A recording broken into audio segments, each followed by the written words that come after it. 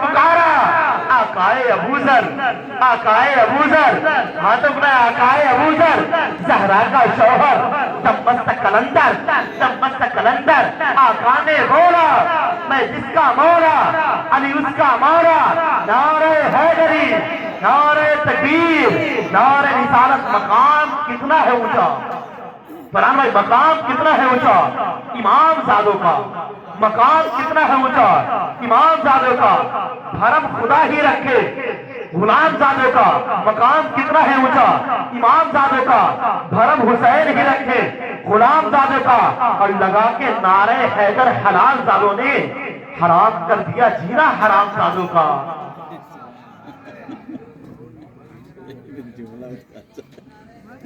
حلال زادوں نے حرام کر دیا جینا حرام زادوں کا۔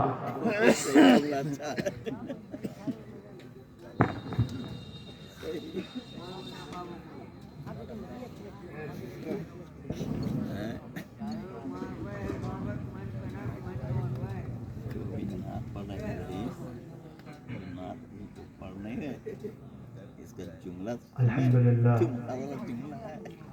الحمدللہ رب العالمین والعاقبۃ للمتقین والصلاة والسلام علی سید الانبیاء والمرسلین وعلی آلہ واہل بیتہ واصحابہ وذریتہ اجمعین، اما بعد، اعوذ باللہ من الشیطان الرجیم، بسم اللہ الرحمن الرحیم، الہاکم التکاثر حتی زرتم المقابر کلا سوف تعلمون۔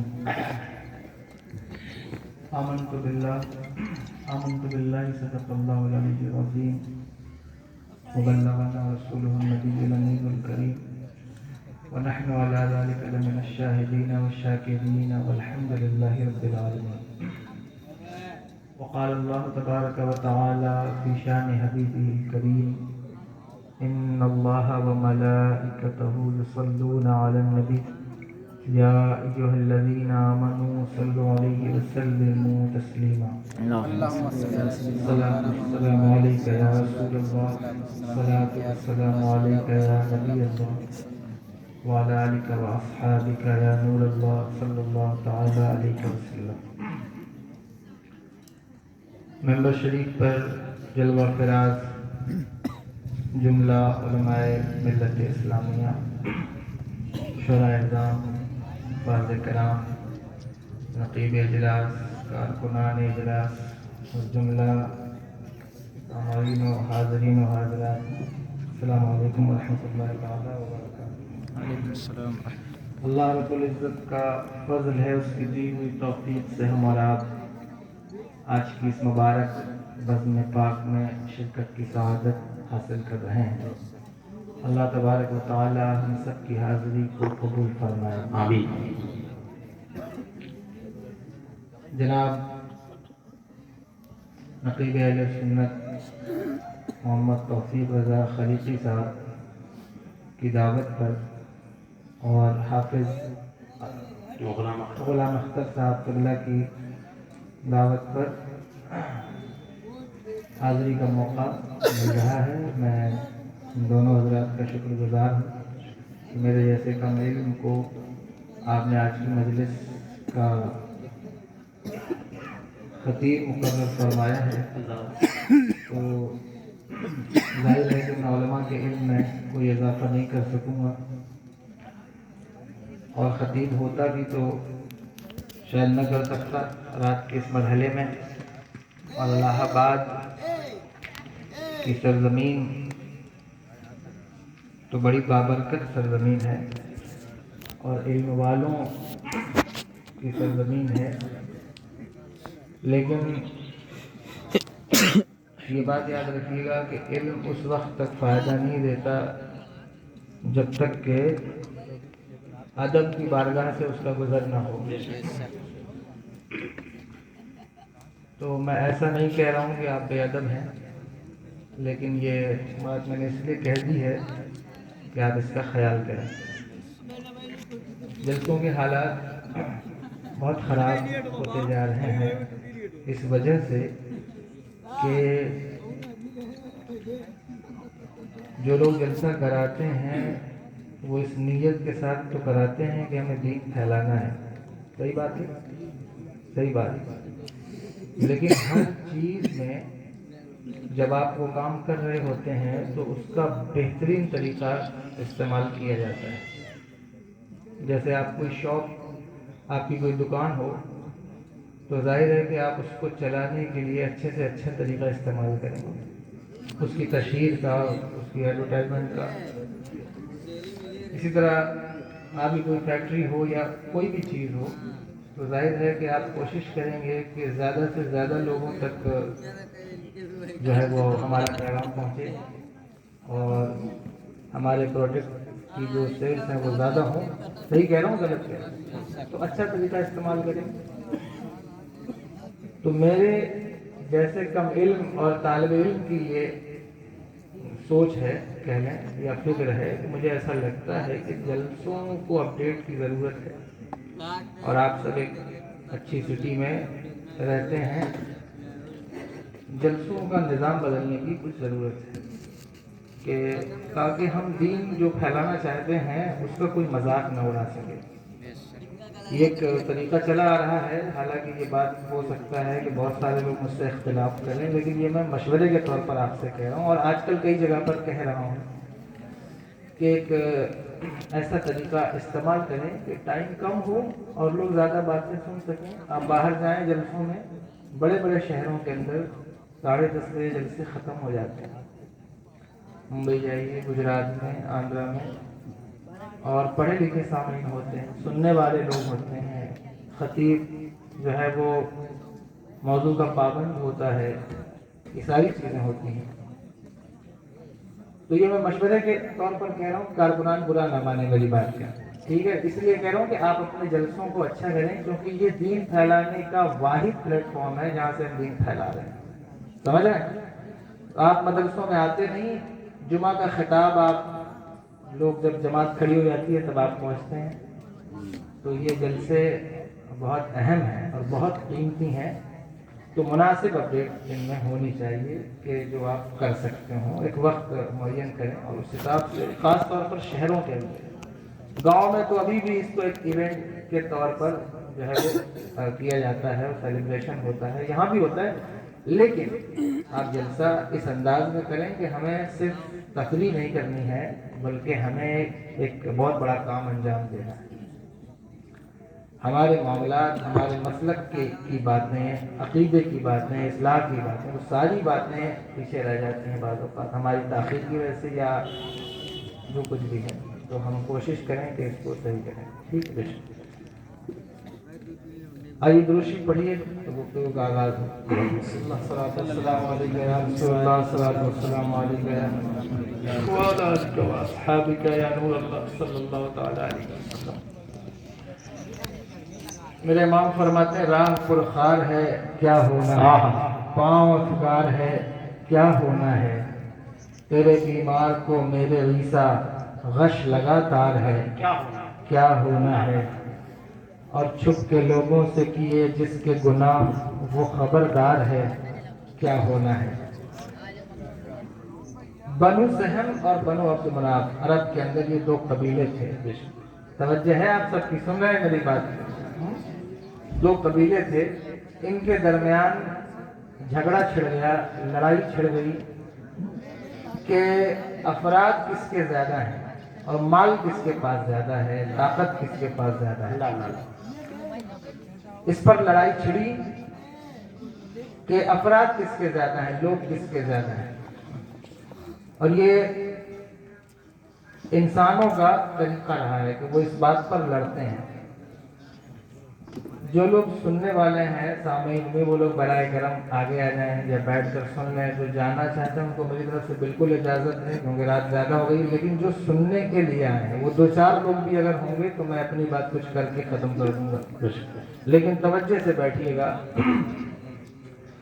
یہ پرانا طریقہ انسان کا ہے کہ وہ اس بات پر لڑتا ہے کہ طاقت کس کے پاس زیادہ ہے، شہرت کس کے پاس زیادہ ہے. غلط کہہ رہا ہوں؟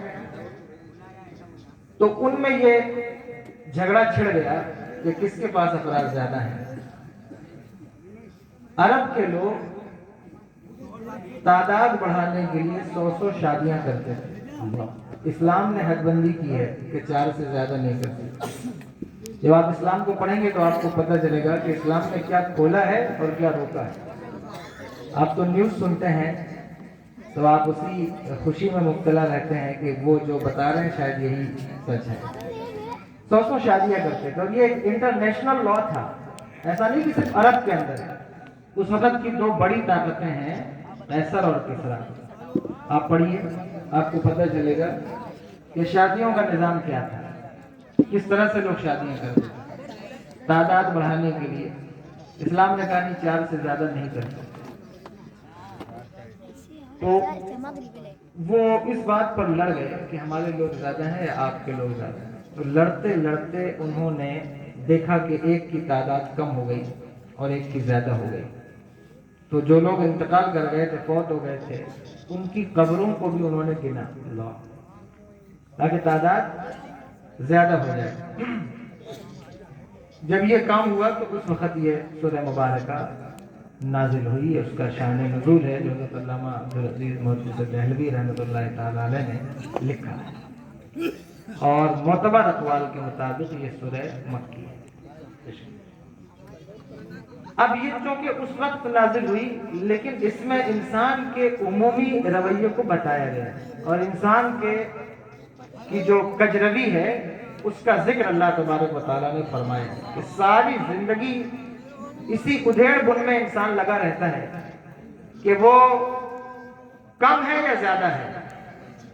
تو زیادہ طلب کرنا یہ انسان کی فطرت ہے, اور وہ اسی چکر میں ساری زندگی لگا رہتا ہے, اور اسی بنیاد پر لڑائیاں جھگڑے فتنے فساد وہ کرتا رہتا ہے.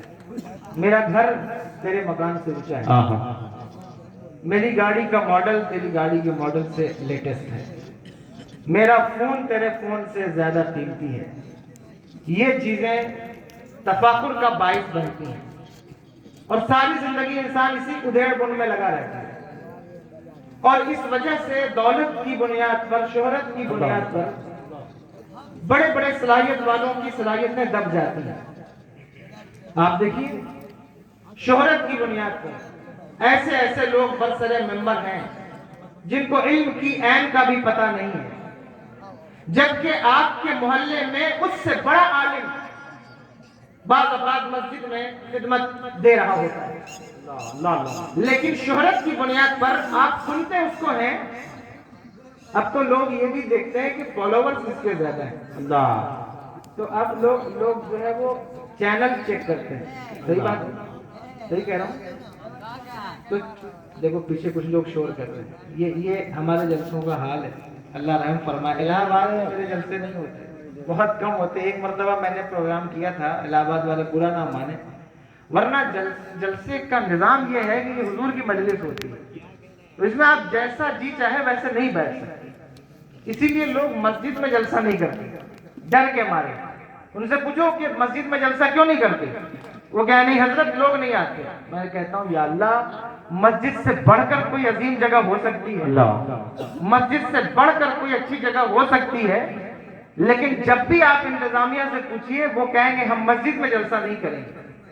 جبکہ حضور کے جلسے دیکھیں کہ کیا حضور کے خطبے باہر زیادہ ہیں یا مسجد کے اندر زیادہ ہیں, تو آپ کو پتہ چل جائے گا. لیکن مسجد میں کیوں نہیں کرتے, انہیں پتہ ہے مسجد میں کریں گے تو پان کیسے کھائیں گے, مسجد میں کریں گے تو بلا وضو کیسے جائیں گے, اور مسجد میں کریں گے تو پیر کیسے پھیلائیں گے. تو اس لیے مسجد سے آپ دور ہوتے گئے اور مسجد سے آپ کا تعلق ٹوٹ رہا ہے. جلسوں کے اندر جب بعض اوقات شاعر نعت پڑھ رہے ہوتے ہیں, دیکھو تقریر تو آج ڈیو رہے گی, میں تقریر نہیں کر رہا ہوں. جب شاعر نعت پڑھ رہا ہوتا ہے تو ایسے چند نوجوان کھڑے ہو کر کے اتنی زور سے آگے نعرہ لگا رہے ہوتے ہیں علی علی علی علی. آپ کبھی دیکھیے, ایسا لگتا ہے کہ جیسے سارے شہر کا عشق علی سمٹ کر انہی کے سینے میں سما گیا. تو وہ اتنی تیزی سے نعرہ لگا رہے ہوتے ہیں. لیکن آپ ان سے کبھی پوچھئے کہ تم جو علی کا نعرہ لگا رہے ہو تمہیں معلوم بھی ہے کہ حضرت علی کی شخصیت کیا ہے. علی وہ ہیں جن کی پیدائش بھی مسجد میں ہے اور شہادت بھی مسجد میں. علی وہ ہیں جن کی ولادت بھی مسجد میں, شہادت بھی مسجد میں. تو تمہارا تو کوئی تعلق ہی مسجد سے نہیں ہے. نہ فجر میں مسجد، نہ ظہر میں مسجد، نہ عصر میں مسجد، نہ مغرب میں مسجد، نہ عشاء میں مسجد، اور کتنے تو ایسے ہیں جو جمعہ میں بھی مسجد نہیں، اور کچھ تو ایسے بھی ہیں جو عیدین میں بھی مسجد نہیں آتے، اور لیکن نعرہ وہ سب سے آگے لگا رہے تھے۔ یہ کیوں کرتے ہیں؟ مسجد سے تعلق ہی ٹوٹ گیا، اور وہ سمجھتے ہیں کہ ہم یہاں نعرہ لگائیں گے اور بس ہمیں سرٹیفکیٹ مل جائے گا کہ ہم جو ہے وہ عاشق علی ہیں، اہل بیت کے عاشق ہیں۔ میرے بھائیوں، ترس کھاؤ اپنے اوپر، رحم کرو خدا کے لیے۔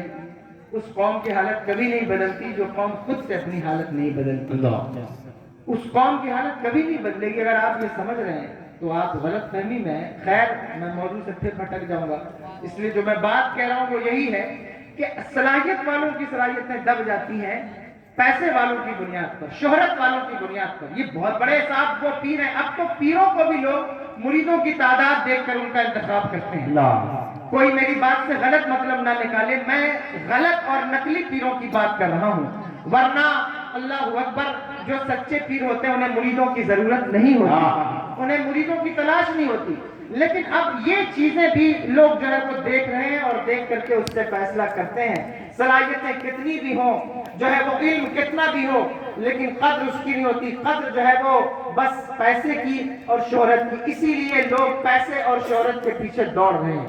وہ آپ ہی کے شہر کے کسی شاعر نے کہا تھا کہ میری غربت نے اڑایا میرے فن کا مذاق، تیری دولت میں تیرے عیب چھپا رکھے ہیں۔ جس کے آنگن میں امیری کا شجر لگتا ہے، اس کا ہر عیب زمانے کو ہنر لگتا ہے۔ تو یہ ساری زندگی دولت کے پیچھے کیوں بھاگ رہے ہو؟ اس کی وجہ یہی ہے کہ اسٹیٹس دولت کو بنا لیا ہے۔ اسٹیٹس ہی جو ہے وہ آپ نے بنا لیا ہے کہ وہ شہرت ہوگی اور طاقت ہوگی تو یہی کامیابی کی دلیل ہے۔ اور انسان ساری زندگی اسی ادھیڑ بن میں لگا رہتا ہے کہ جتنا ہو سکے اتنا پیسہ کمایا جائے، جتنا ہو سکے اتنا پیسہ کمایا جائے۔ رات میں سوتے ہو تو پیسے کا خواب دیکھتے ہو، صبح اٹھتے ہو تو پیسے کا خواب دیکھتے ہو، اور اس پیسے کی چاہت نے، مال کی کثرت طلبی نے تمہیں غافل کر دیا ہے اپنے اللہ سے، تمہیں غافل کر دیا ہے دین سے۔ تمہیں خیال ہی نہیں کہ ہم پیدا کیوں ہوئے تھے۔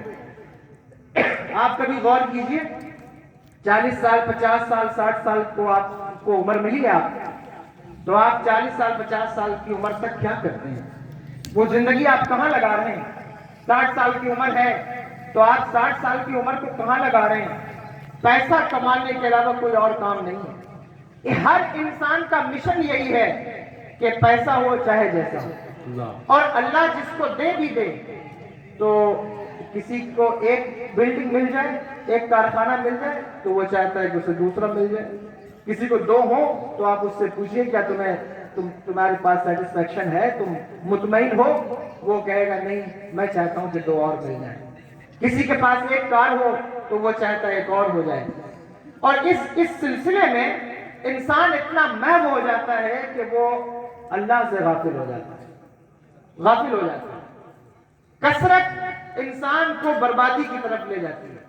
اگر طلب کثرت ہو تو وہ بربادی کی طرف لے جائے گی کہ بس زیادہ سے زیادہ ملتا جائے، ہر میں مزید کا نعرہ لگایا جاتا رہتا ہے۔ میرے آقا ارشاد فرماتے ہیں کہ انسان کو اگر 2 پہاڑوں کے درمیان کی جو جگہ ہوتی ہے اسے وادی کہتے ہیں۔ حضور فرماتے ہیں اگر انسان کو سونے کی ایک وادی دے دی جائے تو وہ خواہش کرے گا کہ اس جیسی ایک اور وادی اسے دے دی۔ اور امام بخاری کتاب الرقاق کے اندر ایک حدیث لائے ہیں، وہ کہتے ہیں کہ اگر 3 وادی دے دی جائے 2 تو وہ خواہش کرے گا کہ تیسری مجھے مل جائے۔ امام ترمذی نے حدیث کی تخریج کرتے ہوئے فرمایا کہ انسان کا پیٹ کبھی نہیں بھرتا، کبھی نہیں بھرے گا۔ مجھے بتاؤ، اپنی پچھلی زندگی پر غور کرو، تم جہاں کھڑے تھے وہاں سے نکل کر اللہ نے تمہیں کہاں تک پہنچایا ہے؟ 10 سال پیچھے جھانک کر دیکھو، 20 سال پیچھے جھانک کر دیکھو، تمہیں پتہ چلے گا۔ وہ دور تمہیں یاد آئے گا جس دور کے اندر گھر میں 2 دن 4 دن فاقے ہوتے تھے۔ ایسا بھی دور تھا کہ جب چلنے کے لیے سائیکل دستیاب نہیں تھی، پھر اللہ نے وہ دن تمہیں دکھائے کہ اب تمہارے پاس کاریں ہیں، گاڑیاں ہیں، تمہارے سفر فلائٹ سے ہوتے ہیں، لیکن اس کے باوجود بھی کسی جگہ نشان لگایا ہے تم نے کہ میں یہاں جا کر مطمئن ہو جاؤں گا؟ ایک چیز ملتی ہے تو دوسری چیز کے پیچھے، دوسری چیز ملتی ہے تو تیسری چیز کے پیچھے، ساری زندگی انسان دوڑتا ہی رہتا ہے۔ بس اس کا اوڑھنا بچھونا جو ہے وہ یہی ہے کہ کسی طرح زیادہ سے زیادہ مجھے ملتا جائے۔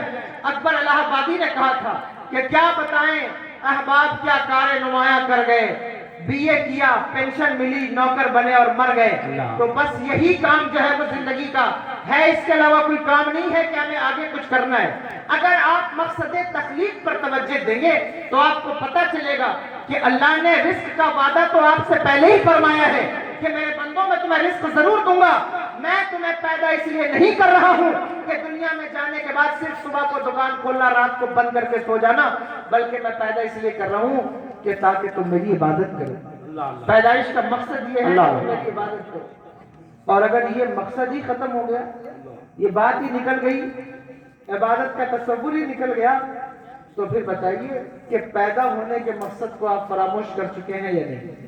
پیدا ہونے کا جو مقصد تھا وہ ختم ہو گیا ہے یا نہیں؟ وہ تو ختم ہو گیا۔ پیدا اس لیے کیا تھا تاکہ اس کی عبادت کی جائے۔ یہ مائک آواز زیادہ کھینچ رہا ہے، اس لیے کچھ توجہ کر سکتے ہو تو کریں، ورنہ میں تھوڑی دیر کام چلا لوں گا۔ درود پڑھی اللہ رب محمد صلی اللہ علیہ وسلم، نعم عباد محمد صلی اللہ علیہ وسلم، صلاۃ و سلام علیک یا رسول اللہ صلی اللہ تعالی علیہ وسلم۔ انسان کی ہوس اور حرص کبھی ختم نہیں ہوتی، کبھی اس کی جو ہے وہ حرص کی انتہا نہیں ہے، وہ یہی کرتا رہے گا کہ اور ملے اور ملے اور ملے۔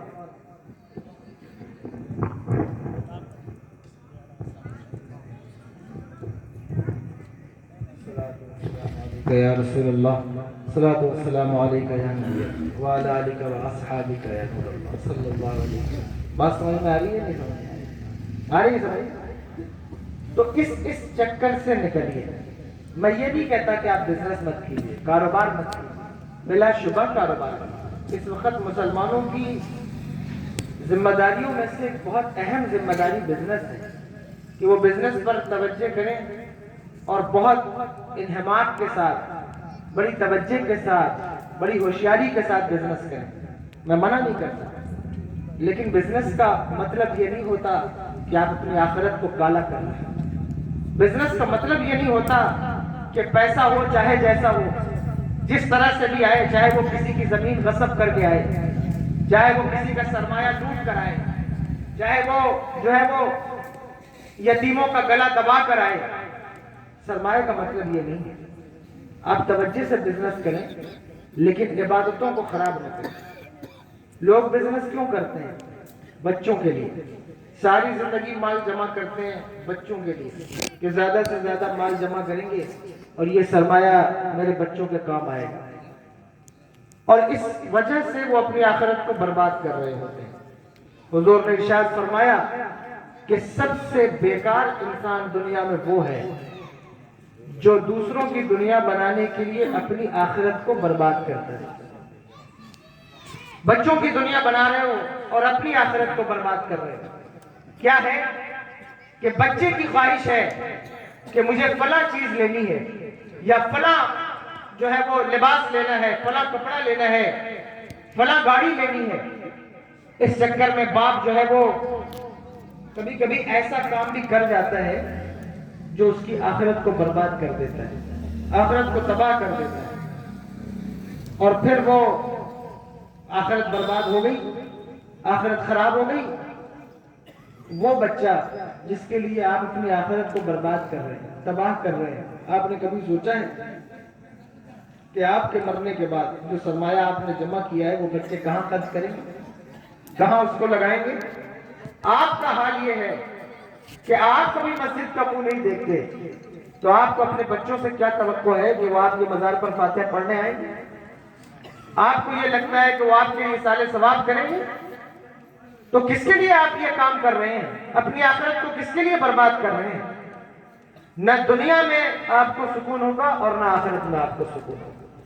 اس لیے بہتر ہے کہ اپنی آخرت پر توجہ کریں اور غور کریں کہ ہم نے اپنی آخرت کو کیسا بنایا، کیسا بنایا۔ انسان کو دنیا میں اسی لیے بھیجا گیا ہے تاکہ وہ اپنی آخرت کو سنوار سکے، آخرت کو بہتر بنا سکے۔ ایک شہر کے اندر ایک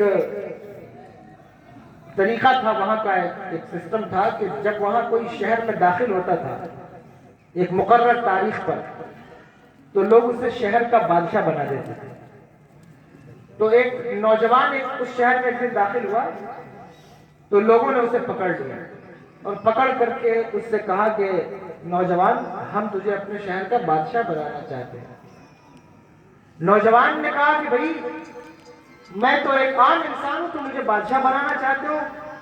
کہا ہمارے یہاں کا طریقہ یہی ہے کہ اس تاریخ میں جو ہمارے شہر میں داخل ہوتا ہے اسے بادشاہ بنانا ہے۔ توجہ ہے، اگر ابتداءً میری بات نہ سمجھ میں آئے تو پریشان مت ہوئیے گا، کچھ دیر کے بعد جب ہمارا مبلغ علم جو ہے وہ میچ کر جائے گا آپ سے تو انشاءاللہ بات سمجھ میں آنے لگے گی۔ تھوڑا وقت لگتا ہے سمجھانے اور سمجھنے میں بھی کچھ وقت لگتا ہے۔ تو وہ کہنے لگا کہ یہ کیا بات ہے؟ انہوں نے کہا کہ ہمارے شہر کا طریقہ یہ ہے کہ جو ہمارے شہر میں اس تاریخ کو داخل ہوتا ہے اسے اپنے شہر کا بادشاہ بناتے ہیں۔ اللہ، کیا آپ اس بات کو منظور کریں گے؟ اس نے کہا بالکل منظور کریں گے، بادشاہ بننے سے کس کو پریشانی ہے؟ ہر کوئی بادشاہ بننا چاہتا ہے، اور بادشاہ نہ بھی بننے کا موقع ملے تو کم سے کم اپنے گھر میں تو بادشاہ ہوتا ہے۔ اللہ اللہ، غلط کہہ رہا ہوں؟ یہ ارمان گھر میں پورے ہو جاتے ہیں، بچوں کے اوپر، بیویوں کے اوپر، وہ خود کو بادشاہ ہی سمجھ رہا ہوتا ہے کہ میں بادشاہ ہوں۔ اور بلا شبہ اللہ نے جو ہے وہ حاکم بنایا ہے مرد کو۔ تو اس نے کہا کہ میں تیار ہوں اس چیز کے لیے۔ انہوں نے کہا کہ ہمارے یہاں کچھ کنڈیشنز ہیں، شرطیں ہیں، وہ یہ ہیں کہ 3 سال کے بعد ہم اپنے بادشاہ کو معزول کر دیتے ہیں اللہ اللہ، اور اسے ایسی جگہ چھوڑ کر آتے ہیں جہاں سے واپسی ممکن نہیں ہے۔ وہاں ایسے جنگلی درندے ہیں، دلدلی زمین ہے، کیڑے مکوڑے ہیں، واپسی کا کوئی راستہ نہیں ہے، اور اگر لوٹنا بھی چاہے تو نہ پانی کا انتظام ہے نہ کھانے کا، وہ راستے میں دم توڑ دیتا ہے۔ یعنی 3 سال کے بعد اسے مرنا فکس ہے۔ اس نے کہا کہ ٹھیک ہے مجھے بادشاہت منظور ہے، وہ بادشاہ بن گیا۔ بادشاہ بننے کے بعد اس نے سب سے پہلا کام یہ کیا، اس نے کہا جس جگہ مجھے 3 سال کے بعد آپ چھوڑیں گے اس جگہ پر مجھے لے چلیے۔ تو ظاہر ہے کہ وہ بادشاہ تھا، لوگ اسے لے کر اس جگہ پر آئے۔ اللہ، جب آئے تو اس نے حکم دیا کہ اس جگہ سے میرے محل تک ایک پکی سڑک بنائی جائے، اللہ اللہ، ایک پکی سڑک بنائی جائے، اور یہاں جو درندے ہیں، جو جنگلی جانور ہیں، ان کو قید کر لیا جائے، اور راستے میں کنویں کا انتظام کیا جائے۔ یہ سارے انتظامات اس نے کیے اس 3 سال کے پیریڈ میں۔ جب 3 سال کا عرصہ گزر گیا تو اس نے اپنے لوگوں سے کہا کہ کیا تم نے مجھ سے نہیں کہا تھا کہ ہم 3 سال کے بعد آپ کو ایسی جگہ چھوڑیں گے، تو لے چلو مجھے اس جگہ پر چھوڑ دو۔ اللہ، ان لوگوں نے کہا بادشاہ سلامت، آپ سے پہلے جو بادشاہ تھے وہ اصل میں بے وقوف تھے، تو وہ جگہ ان بے وقوف بادشاہوں کے لیے تھی، لیکن آپ تو سمجھدار بادشاہ ہیں، تو ہم آپ کو اس جگہ نہیں چھوڑیں گے، بلکہ آپ ہمیشہ ہمارے اوپر حکومت کریں گے، کیونکہ آپ نے واپسی کیا اور اپنے آخری ٹھکانے کا انتظام کمپلیٹ کر لیا۔ بلا تمثیل یہ بات اس لیے کہہ رہا ہوں کہ اللہ تبارک و تعالیٰ نے بھی آپ کو دنیا میں بادشاہ بنا کر بھیجا بے ہے، شک، آخر آپ کو اختیار دیے ہیں اور بتایا ہے کہ دیکھو 40 سال کے بعد، 50 سال کے بعد، 60 سال کے بعد ہم تمہیں ایسی جگہ لے جائیں گے جہاں سے اس دنیا میں واپسی ممکن نہیں ہے، بے شک، بے شک، بے شک، واپس نہیں لوٹ پاؤ گے۔ بے شک، اور وہ جو جگہ ہے وہ جگہ بھی کیا ہے؟ تو حضور نے ارشاد فرمایا قبر کے بارے میں، آپ قرآن پاک پڑھیے، مصطفیٰ جان رحمت سرور دو عالم صلی اللہ تعالیٰ علیہ وآلہ وسلم کے ارشادات پڑھیے، آپ کو پتہ چلے گا۔ محدثین کہتے ہیں، بلکہ حضرت امام ترمذی فرماتے ہیں کہ ایک انسان کو اس کی قبر دن میں 70 مرتبہ پکارتی ہے، اور پکار کر کہتی ہے میرے اندر آنے والے فلاں ابن فلاں، میں تاریکیوں کا گھر ہوں، میں غربت کا گھر ہوں، میں اندھیریوں کا گھر ہوں، میں کیڑے مکوڑوں کا گھر ہوں، میرے اندر آنا تو سجدوں کا نور لے کر آنا، میرے اندر آنا تو عبادت کا نور لے کر آنا، یہ قبر پکار کر کہہ رہی ہوتی ہے۔ لیکن کتنے سنگ دل ہو گئے ہو، کتنے سخت دل ہو گئے ہو کہ قبرستان جانے کے بعد بھی آخرت یاد نہیں آتی۔ اللہ اللہ قبرستان جانے کے بعد بھی لوگوں کو آخرت یاد نہیں آتی. میں نے لوگوں کو دیکھا ہے قبرستان کے اندر بھی قہقہہ لگا رہے ہوتے ہیں, اللہ اللہ جنازے کے پیچھے بھی قہقہہ لگا رہے ہوتے ہیں, اللہ وہاں بھی ہنس رہے ہوتے ہیں. کسی کا انتقال ہو جائے, باپ کا انتقال ہوا ہے اور بیٹے سے مسکرا کے مل رہے ہوتے ہیں. میں نے ایسے لوگوں کو دیکھا ہے. آپ مجھے بتائیے, مرنے والوں کو دیکھ کر کے بھی آپ کو آخرت یاد نہیں آتی؟ آپ کو یہ خیال نہیں آتا کہ ہمیں پلٹنا ہے, لوٹنا ہے اپنے رب کی طرف؟ یہ سختی کی علامت ہے, دل کے سخت ہونے کی علامت ہے. حضور غوث العظم رضی اللہ تعالیٰ عنہ ارشاد فرماتے ہیں کہ جس کو آخرت یاد نہ آئے وہ قبرستان چلا جائے اور قبرستان جا کر کے قبروں کی زیارت کرے, ٹوٹی پھوٹی قبروں کو دیکھے, اس سے آخرت یاد آتی ہے. یہ حضور غوث العظم رضی اللہ تعالیٰ عنہ فرماتے ہیں. آپ 11ویں شریف کی فاتحہ کرتے ہیں یا نہیں کرتے؟ غوث العظم کو مانتے ہیں یا نہیں مانتے؟ تو یہ حضور غوث العظم کا فرمان ہے. 11ویں کی فاتحہ جو آپ کھا رہے ہیں وہ کھانے کا طریقہ تو آپ کو معلوم ہے, لیکن حضور غوث العظم نے ان کی جو تعلیمات ہیں وہ آپ کو کیوں نہیں یاد ہے؟ حضور غوث العظم فرماتے ہیں کہ کم سے کم دن میں 1 مرتبہ قبرستان جایا کرو تاکہ تمہیں آخرت یاد آئے. قبروں کو دیکھنے سے آخرت یاد آتی ہے. آپ جا کر دیکھیے کتنی قبریں, ٹوٹی پھوٹی قبریں قبرستان کے اندر پڑی ہوئی ہیں. جب آپ قبرستان جاتے ہیں تو آپ کو پتہ چلتا ہے یہ تو میرے کسی دوست کی قبر ہے, یہ تو میرے فلاں کی قبر ہے, یہ تو فلاں کی قبر ہے. تو یہ بھی کبھی ہوتا تھا. قبروں کو دیکھنے سے اور قبروں کی زیارت سے کوئی مشرک نہیں ہو جاتا. دیکھو مجھے کوئی موضوع دیا ہی نہیں گیا, میں تو یوں ہی آپ سے بات کر رہا ہوں, تو مجھے اختیار ہے میں کیا بات کروں. میں نے سوچا کہ میں کچھ اصلاح عقیدہ کروں گا, کچھ اصلاح اعمال کروں گا. قبروں کی زیارت کرنے سے کوئی مشرک نہیں ہو جاتا. یہ بات بہت خاص ہے, سمجھتے ہیں آپ؟ قبروں پر جانے سے کوئی مشرک نہیں ہو جاتا. یہ لوگوں کا دماغ خراب ہو گیا کہ جو وہ اس قسم کی. حضور نے ارشاد فرمایا, حضور نے ارشاد فرمایا, حضور فرماتے کنت نہیتکم عن زیارت القبور, ہم نے تمہیں قبروں کی زیارت سے روکا تھا, لیکن حضور فرماتے ہیں فزوروہا, جاؤ جا کے زیارت کرو, جا کے زیارت کرو. کیوں؟ فرمایا لأنہا تذکر الآخرہ, جب تم قبروں کو دیکھتے ہو تو تمہیں آخرت یاد آتی ہے.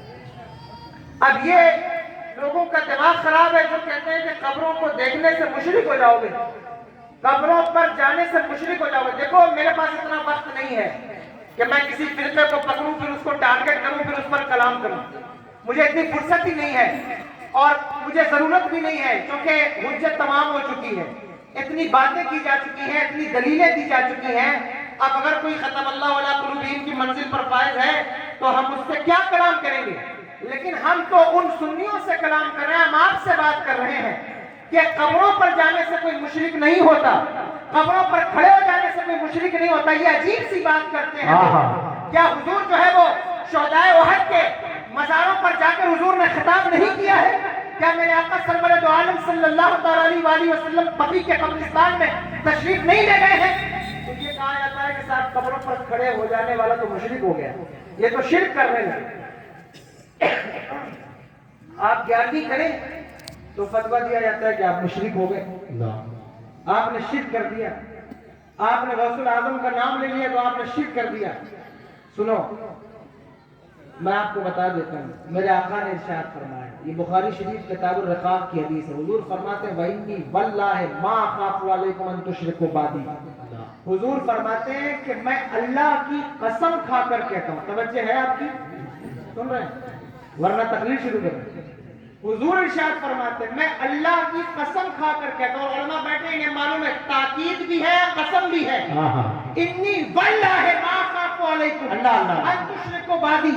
حضور فرماتے ہیں مجھے میرے رب کی قسم ہے, مجھے میرے رب کی قسم. حضور فرماتے ہیں مجھے اس بات کا ڈر نہیں ہے کہ میری بات میری امت مشرک ہو جائے گی. یہ حدیث پاک ہے. حضور ارشاد فرماتے ہیں, حضور نے فرمایا مجھے اس بات کا خدشہ نہیں ہے کہ تم میرے بعد شرک میں مبتلا ہو جاؤ گے, تم میرے بعد شرک میں پڑ جاؤ گے.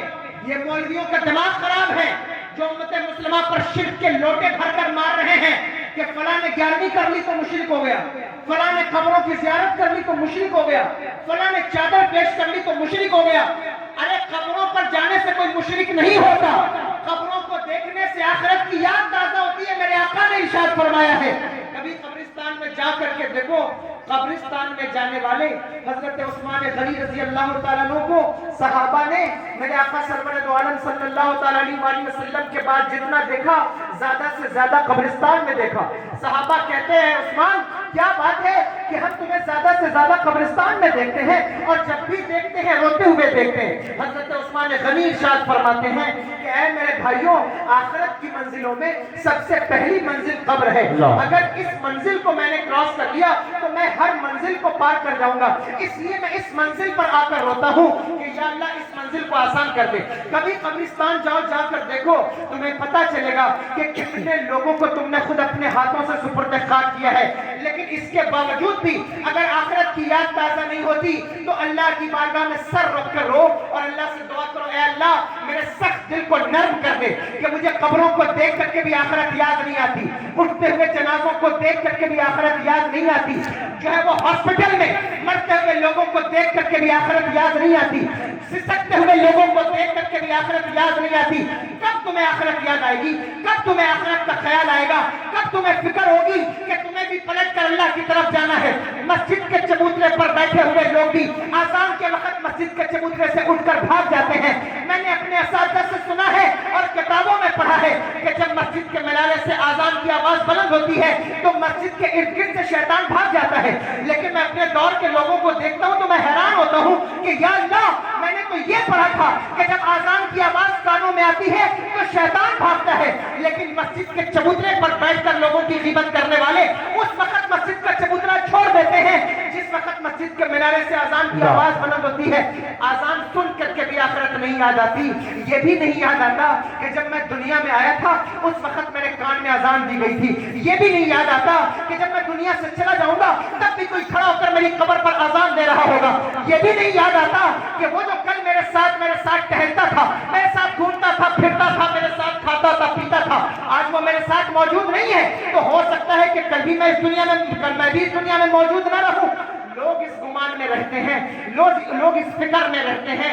जो नौजवान है वो ये सोचते हैं कि अभी तो मैं नौजवान हूँ, अभी तो मैं जवान हूँ, अभी मैं कैसे मर जाऊंगा? अभी तो मेरे बाप मौजूद है, अभी तो मेरे दादा मौजूद है, अभी तो मेरी दादी मौजूद है, तो मैं कैसे मर जाऊंगा? याद रखना नौजवानों, याद रखना, ये तरतीब पैदा होने में है कि पहले दादा आता है, फिर बाप आता है, फिर पोता आता है। मरने में ये तरतीब नहीं है कि पहले दादा जाएगा, फिर बाप जाएगा, फिर पोता जाएगा। कितने दादा ऐसे हैं जो बैठे हुए हैं, उनके पोते रुखसत हो गए। कितने बाप ऐसे हैं जिन्होंने अपने बेटों का जनाजा अपने कंधों पर उठाया है। तुम कहते हो मतलब तुम्हें आखिरत का खौफ नहीं, तुम्हें मौत से भी डर नहीं लगता? नौजवान सीना तान कर कहते हैं, हजरत हमसे मौत की बात न करें, हमें मौत से डर नहीं लगता। हम तो जो है वो न्यू ब्रिज से गंगा में कूद जाते हैं, हम तो ऐसे स्टंट करते हैं कि लोग देखकर लोगों की रूह कांप जाए। ये नौजवानों का तरीका है। वो कहते हैं हमें मौत से डर नहीं लगता। मैं कहता हूं मेरे भाइयों, तुमने अभी मौत को सामने से देखा ही नहीं है। खुदा की कसम, मौत इतनी खतरनाक चीज है कि मौत जब सामने आती है तो अच्छे अच्छों के पसीने छूट जाते हैं, आंखें खुली रह जाती हैं, हाथ खुल जाते हैं। अगर तुम कहते हो मौत से नहीं डरते, मैं तुमसे कहता हूं एकदम बिल्कुल तुम इस बात पर तवज्जो करो। मौत से 2 साल तक लोगों ने अपने घरों के दरवाजे बंद कर लिए हैं। मौत के खौफ से लोगों ने 2 साल तक, अगर बेटा है तो बाप के जनाजे में शिरकत नहीं की है। मौत के खौफ से 2 साल तक लोगों ने लोगों को कफन नहीं दिया है, गुस्ल नहीं दिया है। तुम कहते हो हमें मौत से डर नहीं लगता। मौत जिस दिन सामने आएगी उस दिन तुम्हें पता चलेगा मौत कितनी खतरनाक है। हजरत इब्राहिम अलैहिस्सलाम अल्लाह के नबी की बारगाह में जब मलकुल मौत का फरिश्ता हाजिर हुआ तो हजरत इब्राहिम अलैहिस्सलाम ने क्या कहा? ऐ मौत के फरिश्तों, क्या इसी शक्ल में तुम हर इंसान के सामने आते हो? कहने लगे नहीं हजरत, आप अल्लाह के नबी हैं, हम तो आपके सामने बड़ी खूबसूरत शक्ल में आए हैं। हम काफिरों के पास इस शक्ल में नहीं जाते, सियाहकारों के पास इस शक्ल में नहीं जाते, फाजिरों के पास इस शक्ल में नहीं जाते। फरमाया फिर कौन सी शक्ल में जाते हो? कहा हुजूर, आप हमारी उस शक्ल को देख न सकेंगे। हजरत इब्राहिम अलैहिस्सलाम ने कहा मौत के फरिश्तों, मैं चाहता हूँ कि मैं तुम्हारी उस शक्ल को देखूं जिस शक्ल में तुम काफिरों के पास जाते हो, जिस शक्ल में तुम फाजिरों के पास जाते हो। कहा हुजूर फिर आप अपना चेहरा घुमा लें। हजरत इब्राहिम अलैहिस्सलाम ने चेहरा घुमाया तो मौत के फरिश्तों ने वो शक्ल इख्तियार की जिस शक्ल में वो गुनाहगारों के पास आते हैं, जिस शक्ल में वो काफिरों के पास आते हैं। हजरत इब्राहिम अलैहिस्सलाम ने चेहरा फेरा तो देखा ताब ना ला सके गश खाकर जमीन पर तशरीफ ले आए। ये हजरत इब्राहिम अलैहिस्सलाम कौन है आपको मालूम है? अल्लाह के नबी हैं, अल्लाह के खलील हैं, खलीलुल्लाह कहा जाता है। अल्लाह खलील किसको कहा जाता है? वो हजरत इब्राहिम अलैहिस्सलाम वो मौत के फरिश्तों को देखकर जमीन पर तशरीफ ले आते हैं। आप मुझे बताइए जिस वक्त मौत का फरिश्ता हाजिर होगा, जिस वक्त मौत का फरिश्ता हाजिर होगा उस वक्त आपकी कैफियत क्या होगी? जिस वक्त मौत का फरिश्ता हाजिर होगा उस वक्त आपकी कैफियत क्या होगी? जब मौत आती है तो अच्छे अच्छे लोगों के हाथ खुल जाते हैं। आपने कभी मरने वाले को देखा, कभी गौर किया है कि जब किसी को मैं मौत का तस्करा इसलिए कर रहा हूं कि मेरे आका ने इरशाद फरमाया है कि जब हम मौत का तस्करा करते हैं तो गुनाहों से बच जाते हैं। जब हम मौत को याद रखते हैं तो गुनाहों से हमारे कदम रुक जाते हैं। अगर किसी इंसान को पता चल जाए कि कल उसकी मौत आ रही है तो मुझे बताओ आज उसकी कैफियत क्या होगी? अगर किसी इंसान को पता चल जाए कि 1 महीने के बाद उसकी मौत आ रही है तो बताओ उसकी कैफियत क्या होगी? तो तुम्हें तो पता नहीं है कि तुम्हारी मौत तुमसे कितनी दूर है। हर दिन तुम्हारी कब्र तुमको चीख कर पुकार कर कह रही है कि ऐ फला इब्ने फला, मैं ही तेरा असल घर हूँ, मेरे अंदर ही तुझे आना है। जितना जी चाहता है उतना ज्यादा लड़ ले, लड़ाई कर ले, गीबत कर ले। जितना जी चाहता है नमाजें छोड़ ले, जितना जी चाहता है लोगों की बुराई कर ले। जितना जी में आता है रिश्तेदारों से, अजीजों से, पार्टनर से, दुकानदारों से लड़ ले। जरी जरी सी जमीन के नाम पर किसी आपके शहर के अंदर, हर शहर का हाल यही है, कितने खून नहीं बहे होंगे, कितनी गर्दनें नहीं कटी होंगी। जमीन के नाम पर लड़ने वालों, जायदाद के नाम पर लड़ने वालों, रिश्तेदारियों की बुनियाद पर लड़ने वालों, बेवकूफियों की बुनियाद पर लड़ने वालों, तुम्हें पता नहीं है। हजरत मूसा अलैहिस्सलाम के पास 2 भाई आए, कहने लगे हुजूर हम 2 भाई हैं, फैसला नहीं हो पा रहा है कि हमारे बाप ने जो जमीन छोड़ी है वो मेरी है या मेरे भाई की है, तो आप ही फैसला करें कि वो जमीन मेरी है या मेरे भाई की है। अब नौबत यहाँ तक है कि हम एक दूसरे का बाजू जो है वो थाम रहे हैं, फैसला फरमाइए। हजरत मूसा अलैहिस्सलाम अल्लाह के नबी थे, उन्होंने कहा मैं तुमसे नहीं पूछूंगा कि जमीन किसकी है, आओ मैं जमीन से पूछता हूँ कि जमीन तू बता कि तू किसकी है। जब हजरत मूसा अलैहिस्सलाम जमीन के पास तशरीफ लाए तो क्या फरमाया, जमीन बता तू किसकी है। ये दोनों भाई आपस में तेरे लिए लड़ रहे हैं। जमीन ने कहा हजरत न मैं इसकी हूँ न इसकी हूँ, ये दोनों मेरे हैं, अल्लाह अल्लाह खा नहीं सकेंगे, ये मुझे खा नहीं सकेंगे, अन करीब ये मेरे अंदर आने वाले हैं, खाऊंगी तो मैं खाऊंगी, ये मुझे नहीं खा सकते। जमीन के नाम पर खून बहाने वालों, जायदाद के नाम पर खून बहाने वालों, याद रखना, याद रखना, मौत बहुत करीब है, बहुत तेजी के साथ तुम्हारी तरफ बढ़ रही है। जिस वक्त मौत से मुलाकात होगी सारी हंसी गायब हो जाएगी। मेरे आका इरशाद फरमाते हैं लौ तालमुना मा आलमु लदहकतुम कलीलन व लबकैतुम कसीरा। हुजूर फरमाते जो मैं जानता हूं अगर तुम जान जाओ तो हंसना भूल जाओ, रोना शुरू कर दो। तुम्हें पता नहीं है कि तुम्हारी मौत तुमसे कितने करीब है। इस मुख्तसर सी जिंदगी में भी अगर तुम्हें आखिरत याद नहीं आती, अगर तुम्हें खुराफात के अलावा कोई काम याद, मैं हैरान होता हूँ या अल्लाह इतनी कम जिंदगी लेकर आने वाला इंसान भी एक दूसरे की गिबत कर रहा है, एक दूसरे की चुगली कर रहा है, एक दूसरे के फितने और फसाद में मुब्तला है। यानी ऐसे ऐसे काम तुमने तलाश रखे हैं जो तुम्हें आखिरत से गाफिल कर रहे हैं। यानी इतने काम है, इतने काम है जो तुम्हें आखिरत को भुलाए बैठे हो तुम। किस बुनियाद पर? इस मुख्तसर सी जिंदगी की बुनियाद पर। क्या है? एक ही रोना है, फ्यूचर फ्यूचर फ्यूचर। हमें फ्यूचर देखना है। कितना फ्यूचर है तुम्हारा? कितनी जिंदगी लेकर आए हो? 30 साल, 35 साल, 40 साल? कब्रिस्तान जाओ, मेरी रिपोर्ट है, मैं अपनी रिपोर्ट पेश कर रहा हूँ, मेरा सर्वे है। मैं गारंटी से कहता हूँ इस वक्त जो लोग मर रहे हैं उनकी उम्र ज्यादातर 40 से 50 के बीच में है। मुझे बताओ 35 साल वाले भी मर रहे हैं, 30 से 40 वालों का रेशियो भी कभी कब्रिस्तान, इसीलिए कह रहा हूँ कब्रिस्तान जाया करो। कब्रिस्तान जाओगे तो पता चलेगा कि लोग कितने मर रहे हैं, कितने लोग दुनिया से जा रहे हैं। जा करके देखो, जा करके सन देखो कि कितनी उम्र में लोग मर रहे हैं। मरने वालों को ज्यादातर क्या बीमारियां हैं? किसी रात में बैठा था सुबह अटैक आ गया, सुबह बैठा था शाम को ब्रेन हेमरेज हो गया, रात में लेटा था पता नहीं क्या हुआ, सुबह उठा ही नहीं। उम्र देखो, उम्र कितनी उम्र है? 30 साल, 35 साल, 40 साल। 40 साल कोई मरने की उम्र है? नौजवानों 40 साल में तो इंसान मैच्योर होता है। 40 साल इंसान की अकल कामिल होती है 40 साल। इसलिए इसीलिए आप देखेंगे अंबिया ने ऐलान नबूवत भी 40 साल में फरमाया, लेकिन 40 साल जब तुम्हारी जवानी शुरू होती है तो तुम मर जाते हो।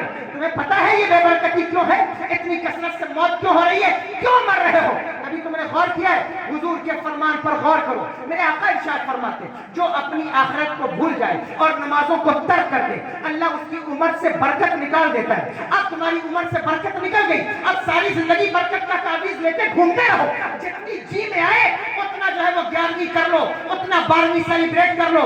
ये अच्छे काम है, मैं इससे मना नहीं करता, लेकिन सुन्नियों में तुमसे एक बात जरूर कहूंगा, याद रखना 11वीं तुमने की है या नहीं की है, 12वीं तुमने की है या नहीं की है, ये तुमसे मैदान महशर में नहीं पूछा जाएगा। ये सुन्नियों का अकीदा है, हमारा मुकद्दर है, लेकिन ये पूछा नहीं जाएगा कि तुमने 11वीं का जलसा किया था या नहीं किया था, 12वीं में झंडा उठाया था या नहीं उठाया था, उर्स में गए थे या नहीं गए थे, बरेली शरीफ गए थे या नहीं गए थे, अजमेर शरीफ गए थे या नहीं गए, ये तुमसे नहीं पूछा जाएगा। पूछा क्या जाएगा? रोज़े महशर की जागुदार कुव्वत, अव्वली पुरसिश नमाज कुव्वत, पूछा ये जाएगा कि दिन में 5 मरतबा मस्जिद भी कभी गए थे या नहीं गए, कभी नमाज की तरफ भी तवज्जो की थी या नहीं की? नारे तकबीर और बुलंद आवाज से नारे तकबीर, नारे रिसालत, मसलके आला हजरत शहजादे हुजूर निहाले मिल्लत हजरत अल्लामा सईद आमिर मियां साहिब किबला। वाह वाह। पूछा ये जाएगा कि क्या काम किया है तुमने दुनिया में। इसलिए कहता हूं अपनी आखिरत को याद करो, इसलिए कहता हूं अपनी आखिरत को देखो, फिक्र करो। इतनी मुख्तसर जिंदगी लेकर आने वाले जो जिनकी उम्र 30 साल, हजरत मूसा अलैहिस्सलाम के पास एक औरत आई, कहने लगी हजरत मेरे बच्चों के लिए दुआ कर दें, मेरे बच्चों को उम्र बहुत कम मिलती है। हजरत मूसा अलैहिस्सलाम ने कहा क्यों, कितनी उम्र मिलती है? कहा हजरत 100-150 साल में मर जाते हैं, 100-150 साल में इंतकाल हो जाता है। अब आप सोचिए कि उस औरत की उम्र कितनी रही होगी, जिसने अपने बच्चों को 100-150 साल में मरते देखा होगा, तो जाहिर है उसकी उम्र कितनी रही होगी। तो हजरत मूसा अलैहिस्सलाम ने कहा बीबी अल्लाह का शुक्र अदा कर कि तेरे बच्चों को 100-150 साल की उम्र मिलती है। तुझे पता है एक जमाना ऐसा आएगा जिस जमाने में लोग 40-50 साल की उम्र लेकर पैदा होंगे। उसने कहा अच्छा 40-50 साल की उम्र लेकर पैदा होंगे? उसको ऐसा ही ताज्जुब हुआ होगा जैसे आज हमें मुर्गी और मुर्गों पर ताज्जुब होता है कि इनकी उम्र कितनी शॉर्ट है, कितनी जल्दी मर जाते हैं। उसने वैसा ही ताज्जुब किया होगा कि 40-50 साल की उम्र लेकर आएंगे। उसने आगे बढ़कर कहा हजरत फिर तो वो कोई घर भी नहीं बनाएंगे, फिर तो वो कोई बिल्डिंग भी नहीं बनाएंगे, कोई घर भी तामीर नहीं करेंगे। जब किसी को 40-50 साल ही रहना है तो क्या घर बनाएगा? हजरत मूसा अलैहिस्सलाम ने फरमाया नहीं बीबी, सबसे कीमती घर उसी जमाने वालों के होंगे, सबसे आलीशान घर उन्हीं लोगों के होंगे, वो बड़े बड़े घर बनाएंगे। आज कंडीशन ये है, यानी कि हमारी कंडीशन ये, हमारी जिंदगी का मकसद ये है कि हमारी जिंदगी में एक अच्छा घर जरूर होना चाहिए, एक अच्छा घर जरूर होना चाहिए। मैं कहता हूँ बिलाशुबा, मैं मना नहीं करता, बिजनेस के ऊपर मेरे लेक्चर पड़े हुए हैं यूट्यूब पर, आप जा, मैं तरजीह नहीं करता हूँ कि बिजनेस ना किया जाए, बिजनेस बहुत अहम है, बहुत जरूरी है, कारोबार बहुत जरूरी है, लेकिन आज वो मेरा मौजू नहीं है। आज मेरा मौजू फिक्र आखिरत है, माल की तबाहकारियां हैं, मैं उस पर कलाम कर रहा हूं। तो मैं तुमसे कहता हूं याद रखो, अगर घर बनाने का इतना ही शौक है तो एक फ्लैट जन्नत में जरूर ले लेना, जरूर ले लेना, कोई ऐसा काम जरूर करना, वरना उस दिन जब जो है वो मुजरिमों की सफ अलग लगाई जा रही होगी और नेकों की सफ अलग लगाई जा रही होगी, उस दिन तुम्हारे पास हाथ मलने के अलावा कोई चारा नहीं होगा। अगर दुनिया में कोई तुम्हारा मजाक उड़ाएगा भी तो 10, 20, 25, 50 साल के बाद दुनिया खत्म हो जाएगी तुम्हारी, लेकिन आखिरत तो हमेशा नहीं है, वहां तो तुम्हें हमेशा जिंदगी गुजारनी है। वहां की फिक्र जरूर करना, सिर्फ इस चक्कर में कि मेरी बिल्डिंग ज्यादा ऊंची हो जाए, मेरी गाड़ी का मॉडल ज्यादा अच्छा हो जाए। लोग आखिरत को भूले बैठे हैं, गाफिल हो रहे हैं, उन्हें अपनी आखिरत का ख्याल नहीं है, उन्हें अपनी आखिरत की फिक्र नहीं है। इसलिए कहता हूं मौत को याद करो, मौत को याद करोगे तो आखिरत याद आएगी। जिस वक्त मौत आती है, जिस वक्त मौत आती है उस वक्त इंसान की कंडीशन ये होती है, उस वक्त इंसान की कंडीशन ये होती है। एक सहाबी रसूल है हजरत अब्दुल्ला इब्ने हजरत अम्र इब्ने आस रज़ी अल्लाह ताला अन्हु, हजरत अल्लामा जलालुद्दीन सूती रहमतुल्लाह ताला अलैह फरमाते हैं, हजरत अम्र इब्ने आस के बेटे हजरत अब्दुल्ला इब्ने अम्र रज़ी अल्लाह ताला अन्हु ने इसको रिवायत किया है। वो फरमाते हैं कि मैं हमेशा से इस फिराक में था کہ انتقال ہوتے وقت کسی کوئی باصلاحیت انسان، کوئی عقلمند انسان مجھے مل جائے کہ جو وقت نزا جس کے اوپر طاری ہو اور غرغرے کی کیفیت ہو، تو میں اس سے پوچھ سکوں کہ مرتے وقت تمہیں کیسا محسوس ہو رہا ہے، یعنی اس وقت تمہاری کنڈیشن کیا ہے۔ وہ کہتے ہیں کہ جب میرے والد گرامی کے انتقال کا وقت آیا تو ان کی عمر 80 سال تھی۔ 80 سال کی عمر میں میرے والد صاحب کا انتقال ہوا۔ میں نے اپنے والد سے کہا کہ ابا جان، میں ہمیشہ سوچتا تھا کہ مرتے وقت کسی کا انٹرویو میں لے سکوں، مرتے وقت کسی سے پوچھ سکوں کہ اس کی کیفیت کیا ہے، اور آپ سے زیادہ عقل مند مجھے کوئی ملا نہیں۔ تو آپ ہی بتائیں کہ اس وقت آپ کی کنڈیشن کیا ہے۔ حضرت عمرو بن عاص کون ہے؟ صحابی رسول ہے۔ صحابی کون ہوتا ہے؟ صحابی وہ ہوتا ہے کہ وہ جس نے صحابی کو دیکھا اللہ اسے بھی جنت عطا فرماتا ہے۔ صحابیت کا مقام یہ کہ جس نے صحابی کو دیکھا اللہ اسے بھی جنت عطا فرماتا ہے۔ کہتے ہیں کہ میں نے ان سے پوچھا، اور وہ بھی عمرو بن عاص کا مقام جانتے ہو کیا ہے؟ اتنے نیک صحابی، اتنے نیک صحابی کہ جب ملک شام فتح ہوا تو حضرت عمر بن خطاب رضی اللہ تعالیٰ عنہ نے حضرت عمرو بن عاص کو بھیجا تھا فوج کے ساتھ۔ ساری فوج کا خیمہ لگا، حضرت عمرو بن عاص کا بھی خیمہ لگا، لیکن جب جنگ فتح ہو گئی اور لوٹنے لگی فوج تو سارے لوگوں نے اپنے خیمے نکالے۔ حضرت عمرو بن عاص نے دیکھا کہ آپ کے خیمے میں کبوتروں نے گھونسلہ لگایا تھا، تو آپ نے فرمایا کہ میرا خیمہ نہ نکالا جائے اور اس خیمے کا پیسہ میں خود بیت المال میں جمع کروں گا، یہ خیمہ یہیں لگا رہنے دیا جائے۔ لوگوں نے پوچھا وہ کیوں؟ کہا اس لیے کہ اگر تم خیمہ نکالو گے تو کبوتروں کا گھر اجڑ جائے گا، اس لیے ان کا گھر نہ اجاڑو، ان کا خیمہ یہیں لگا رہے۔ اتنے متقی صحابی حضرت عمرو بن عاص رضی اللہ تعالیٰ عنہ فرماتے ہیں کہ جب موت کا وقت آیا تو اپنے بیٹے سے کہتے ہیں کہ اے میرے بیٹے، اس وقت میری کنڈیشن یہ ہے کہ میں چاہتا ہوں کہ میں سانس لوں۔ سانس کی نلی کتنی موٹی ہوتی ہے، کبھی سائنس کا موضوع ہوگا تو پھر ہم آپ کو بتائیں گے کہ انسان کے جو اعضاء بدنیہ ہیں وہ کیسے کیسے کام کرتے ہیں اور اس میں کتنا شکر ادا کرنا چاہیے، لیکن ہر کوئی جانتا ہوگا، زیادہ تر پڑھے لکھے بچے بیٹھے ہوئے انہیں معلوم ہوگا سانس کی نلی کتنی موٹی ہوتی ہے۔ جب آپ سانس لیتے ہیں تو کتنی زیادہ ماترا میں آکسیجن آپ کے اندر جاتا ہے، نکلتا ہے، کبھی آپ غور کیجئے گا، پڑھیے گا۔ لیکن حضرت عمرو بن عاص کہتے ہیں کہ میں اس وقت جو سانس لے رہا ہوں ایسا لگتا ہے کہ سوئی کے ناکے سے سانس لے رہا ہوں، سوئی کے ناکے سے سانس لے رہا ہوں، یعنی کہ میں سانس لینا چاہتا ہوں لیکن ایسا لگتا ہے کہ جیسے میرا حلق بند ہو گیا ہے اور صرف سوئی کے ناکے کے برابر جگہ ہے جس سے میں سانس لے رہا ہوں۔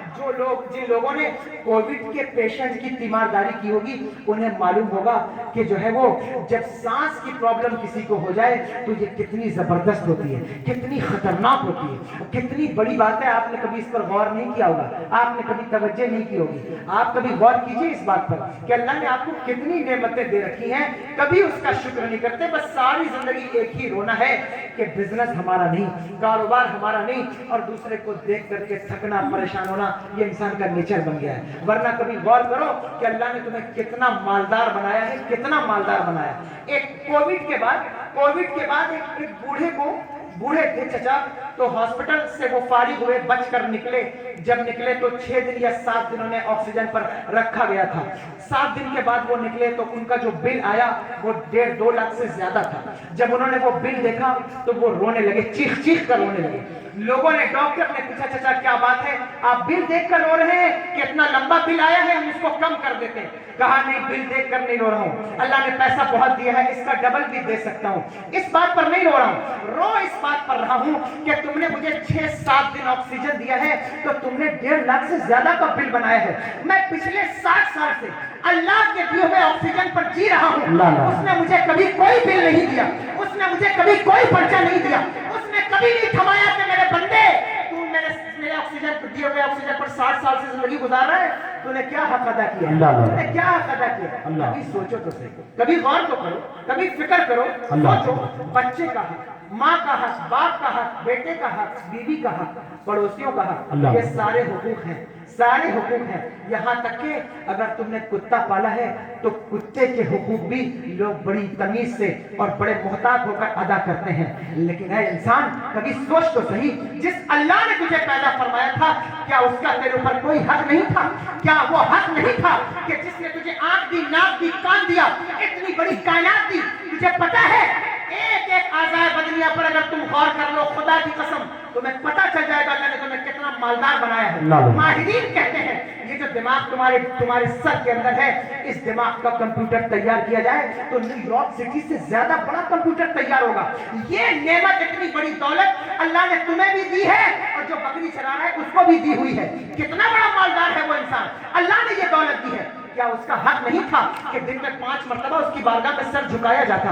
क्या उसका हक नहीं था कि जब उसका नाम आए तो अदब से गर्दनें झुक जाए? क्या उसका हक नहीं था कि उसने जो हुक्म दिया था उस हुक्म को फॉलो किया जाता? क्या उसका हक नहीं था कि माँ बाप से और जो है वो तमीज से बात की जाती? क्या उसका हक नहीं था कि उसने जो जो अहकाम नाफिज किए थे उनको जिंदगी में उतारा जाता? अगर इस हक को छोड़कर तुम दुनिया के सारे हक भी अदा कर लो तो मैं तुमसे कहता हूं तुम दुनिया के सबसे बड़े मुजरिम हो, क्योंकि जो अपने मालिक के हकीकी का हक ना अदा करे उससे बड़ा मुजरिम और कौन हो सकता है? सारी दुनिया का हक अदा करने वालों, सारी दुनिया का हक अदा करने वालों, अपने रब का हक अदा करो, रब का हक अदा करो, उसे फरामोश न करो। तकरीरें बहुत सुनते हो और मुझे मालूम है तकरीरों का असर तुम पर बहुत कम होता है, मुझे मालूम है कि जो है वो तकरीरों का असर बहुत कम होता है, लेकिन शायद तो उतर जाए मेरी बात तेरे दिल में, मेरी बात गर्चे अंदाज़े बयां बहुत शौक नहीं है, लेकिन मुझे उम्मीद है कि कुछ लोगों को जरूर मेरी बात समझ में आएगी। मैं कहना सिर्फ इतना चाहता हूं कि इस हिफ्ज़ की जिंदगी से, इस हवस की जिंदगी से, इस तमा की जिंदगी से और कसरत तलबी की जिंदगी से बाहर निकल करके आओ। देखो कि मरने वालों की कैफियत क्या होती है। हजरत इब्न नियाज़ कहते हैं मैं सुई के नाके से सांस ले रहा हूँ और ऐसा लगता है जैसे कि मेरा घुटना जो है वो कील के तख्ते पर, एक तख्ते वाली कील वाले तख्ते के ऊपर रख दिया गया है और जब मैं पैर रख उस पर मेरा घुटना जो है वो चुभोया जा रहा है। इतनी तकलीफ मुझे इस वक्त महसूस हो रही है। हजरत मूसा अलैहिस्सलाम का जब तशरीफ ले गए तो अल्लाह ने पूछा ऐ मेरे नबी मूसा बताओ तुमने मौत को कैसा पाया, कैसा पाया? हजरत मूसा अलैहिस्सलाम कहते हैं अल्लाह मैंने मौत को ऐसा पाया कि जैसे किसी चिड़िया को तेल की कड़ाह में डाल दिया जाए और वो उड़ न सके, वो उड़ न सके, उसकी जो कैफियत होती है वही मरने वाले की कैफियत होती है। हजरत ईसा अलैहिस्सलाम को अल्लाह ने मौजज़ा दिया था कि वो ठोकर से मुर्दे जिंदा करते थे। अपनी माँ की कब्र पर आए, हजरत मरियम सलामुल्लाहि अलैहा की कब्र पर आए और आकर कहने लगे ऐ मेरी माँ, हर बेटा चाहता है कि माँ से हम कलाम हो, माँ से बात करे। ऐ माँ, अल्लाह ने मुझे इख्तियार दिया है, मैं मुर्दों को जिंदा करता हूँ, मैं चाहता हूँ तू भी जिंदा हो और मैं तुझसे बात करूँ। हजरत मरियम सलामुल्लाहि अलैहा कहती है बेटा मैं जरूर जिंदा होकर तुझसे बात करती। कौन सी ऐसी माँ है जिसे अपने बेटे के साथ जिंदगी गुजारना पसंद नहीं, लेकिन मौत में जो तकलीफ होती है, मौत के वक्त जो सख्ती है, मैं उसको दोबारा बर्दाश्त नहीं करना चाहती, इसलिए मुझे जिंदा ना किया जाए। अब आप सोचिए कि ऐसी शख्सियतें अल्लाह अकबर जिनको मौत के वक्त ये कंडीशन थी, हमारी और आपकी औकात क्या है, हमारी और आपकी हैसियत क्या है? ये सारी जिंदगी लोगों की बुराइयां करते रहते हो, मौत के वक्त पता चलेगा। ये जो सारी जिंदगी जो है वो कुरान से दूरी बना रखी है, सब कुछ मुसलमानों को आता है। चचा लोगों को मैं देखता हूँ, बड़े बड़े 60-60 साल के लोग हैं, मैं कभी देखता हूँ मोबाइल चला रहे हैं, आईफोन चला रहे हैं, मैं उनसे पूछता हूँ चचा आपको भी चलाने आता है? वो कहते हैं हजरत धीरे धीरे हमने भी सीख लिया है। बच्चे को जहेज में गाड़ी मिल जाए तो ऑडी और BMW भी चलाना 60-70 साल के लोग सीख लेते हैं धीरे धीरे करके। लेकिन मैं हैरान होता हूँ कि 60 साल से, अगर वो 60 साल के हैं तो 60 साल से नहीं तो कम से कम 40 साल से वो ईद की नमाज अदा कर रहे हैं, लेकिन 40 साल से आज तक उन्हें ईद के नमाज की नीयत नहीं याद। यानी 40 साल के अगर तुम हो तो तुमने कम से कम 400 या 400 जनाजे तो पढ़े होंगे, लेकिन आज तक तुम्हें जनाजे की नीयत नहीं याद हो सकी। असल बात यह है कि तुमने दीन को बाई हार्ट नहीं लिया है, सीरियस नहीं लिया है। जिस चीज को अहमियत दी जाती है वो चीज सीख ली जाती है। जिस चीज की अहमियत होती है किसी की नजर में वो इंसान उसे कैप्चर कर लेता है, उसको ढूंढ लेता है, तलाश लेता है, उसे हासिल कर लेता है। लेकिन जिसकी अहमियत न हो इंसान उससे भागता फिरता है। तुम्हारी नजर में असल में दीन की अहमियत नहीं है। और अगर मेरी बात बुरी लगे तो मुझे माफ करना, खिताबत मेरा पेशा नहीं है। मैं तुमसे जो बात कर रहा हूँ वो दिल से कर रहा हूँ। याद रखो इस बात को, तुमने दीन को अहमियत नहीं दी है, दीन को अहमियत नहीं। सारी दुनिया के अंदर तुम्हें ये शिकवा है कि हमारी अहमियत नहीं है, हर इंसान को शिकवा है। रिश्तेदारों को अभी ये शिकवा है कि साहब हमारी अहमियत नहीं, हमारी वैल्यू नहीं है। जो है वो आप बाहर निकलिए, उस्तादों की रिक्वायरमेंट है कि अब शागिर्दों में हमारी अहमियत नहीं है। پیروں کے اندر یہ خواہش ہے، مریدوں میں ہماری اہمیت نہیں ہے. قوم مسلم جو ہے وہ اللہ اکبر ضلالت کا شکار ہے، بے قدری کا جو ہے وہ شکار ہے. کیوں؟ پوری دنیا کے اندر مسلمانوں کا شکوہ ہے کہ ہماری اہمیت نہیں. بولو غلط کہہ رہا ہوں کیا؟ صحیح کہہ رہا ہوں. پوری دنیا کے اندر آپ بے وقار ہو رہے ہیں، ذلیل ہو رہے ہیں. جتنا جی چاہے اتنا بزنس کر لو، جتنا جی چاہے اتنی اونچی بلڈنگیں بنا لو، لیکن بے وقاری تمہارا مقدر بنتی جا رہی ہے. اور ایسا نہیں ہے کہ صرف یہ ہندوستان کی سرزمین پر. الحمدللہ ہم نے دیکھا ہے اور ہم روز رسائل اور آرٹیکلز پڑھتے ہیں. ہمیں معلوم ہے، آپ چلے جائیے ہندوستان کے باہر جائیے، پاکستان چلے جائیں تو کیا پاکستان میں مسلمانوں کو بہت بڑی قدر حاصل ہو گئی ہے؟ برما چلے جائیں، میانمار چلے جائیں، شام چلے جائیں، فلسطین چلے جائیں، دمشق چلے جائیں، ملک چلے جائیں، غرناطہ چلے جائیں، قرطبہ چلے جائیں، جا کر دیکھو کیفیت کیا ہے تمہاری. ایران چلے جاؤ، جا کر دیکھو تمہاری کیفیت کیا ہے، کیا کنڈیشن ہے تمہاری. 56-57 کنٹریز ہیں اسلامک کنٹریز، لیکن آپ کبھی جا کر کے دیکھیے کہ مسلمانوں کے حالات کیا ہیں، کیا کنڈیشن ہے، کیا معاملات ہیں. سعودی عربیہ چلے جائیے، سڑکوں کا صاف ہونا دلوں کے صاف ہونے کی دلیل نہیں ہے. یاد رکھنا، یہ بات یاد رکھنا. عمارتوں کا اونچا ہونا قد کے اونچے ہونے کی دلیل نہیں ہے. اگر کوئی برج خلیفہ تیار کر لے تو اس کا مطلب یہ نہیں کہ اس کا قد اونچا ہو گیا. خدا کی قسم حضرت عمر کے زمانے میں کوئی برج خلیفہ تو نہیں تھا، لیکن کیسر و کسریٰ کے امپائر اور ان کی طاقتیں حضرت عمر کی چٹائی کسی حکومت کرنے والے کے تختے سے نہیں ہٹا سکتے. نعرہ تکبیر، نعرہ رسالت، ہاتھوں خدا کے جواب نعرہ رسالت، مسلک اعلیٰ حضرت شہزادہ حضور نہار ملت علامہ سید عادل میاں صاحب قبلہ، نعرہ تکبیر، نعرہ رسالت. 1 گھنٹہ ہو گیا میری گفتگو کو ہوتے ہوتے، لیکن میں کہہ رہا ہوں کہ میں تقریر قرض کرتا ہوں، بعد میں آپ سے کبھی تقریر کروں گا. جو میں بات کر رہا ہوں اس کو سن لیجیے اختصار کے ساتھ. یہ بے قدری آپ کی پوری دنیا کے اندر. آپ جائیے ریلوے اسٹیشن کے اوپر، کیا آپ نفرتوں کا شکار نہیں ہیں؟ ایئرپورٹ کے اوپر کیا آپ نفرتوں کا شکار نہیں ہیں؟ کیا لوگ دیکھ کر کے آپ کو جلتے نہیں ہیں؟ آپ کی داڑھیوں سے، آپ کی ٹوپیوں سے، آپ کے عمامے سے، آپ کے لباس سے کیا لوگوں کو نفرت نہیں پیدا ہو گئی؟ لوگ کہتے ہیں اسلامی لباس سے لوگ نفرت کرتے ہیں. توجہ کرنا نوجوانوں، لوگ سمجھتے ہیں شاید عمامہ، جبہ، داڑھی سے لوگ نفرت کرتے ہیں. سنو، داڑھی اور جبے اور شیروانی سے کوئی نفرت نہیں کر سکتا، کیونکہ یہ حضور کا لباس ہے. خدا کی قسم حضور کے لباس سے کوئی نفرت نہیں کر سکتا. نفرت پتہ ہے کن چیزوں سے ہے؟ نفرت تمہارے چہرے پر طاری ہونے والی گناہوں کی سبب جو نحوست پیدا ہوئی ہے، اس نحوست سے لوگوں کو نفرت ہے. تمہارے چہروں پہ جو نحوست پیدا ہوئی ہے گناہوں کی بنیاد پر. یہ جو رات دن موبائلوں میں ننگی تصویریں دیکھتے پھرتے ہو، یہ جو رات دن زبان سے گالی دیتے پھرتے ہو، یہ جو رات دن ماں باپ کے حقوق کی تلفی کرتے ہو، یہ جو لوگوں کا دل دکھاتے ہو، غریبوں کا خون نچوڑتے ہو، یہ وہ نحوستیں ہیں جو تمہارے چہرے پر ظاہر ہو رہی ہیں اور دنیا تم سے نفرت کر رہی ہے. تم نفرتوں کا شکار ہوتے جا رہے ہو.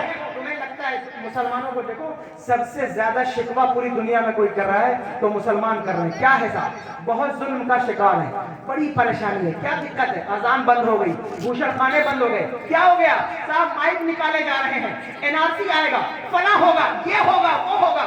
کتنی پریشانی ہے، کتنا ٹینشن ہے مسلمانوں کو. کبھی غور کیا ہے ایسا کیوں ہے؟ مسلمان سمجھتے ہیں کہ سب سے زیادہ ظلم ہمارے اوپر ہو رہا ہے. تم نے تاریخ ہی نہیں پڑھی. دیکھو میں اگر آپ کی توجہ میں ایک بات رک کر کے کرنا چاہتا ہوں، بات یہ کرنا چاہتا ہوں، اپنے اعمال پر توجہ کرو اور اپنی آخرت پر توجہ کرو. اسلام کے بارے میں ٹینشنائز مت ہو کہ اسلام ختم ہو جائے گا، فلاں ہو جائے گا، یہ ہو جائے گا، وہ. ظلم تم نے دیکھا ہی نہیں ہے کہ ظلم ہوتا کیا ہے.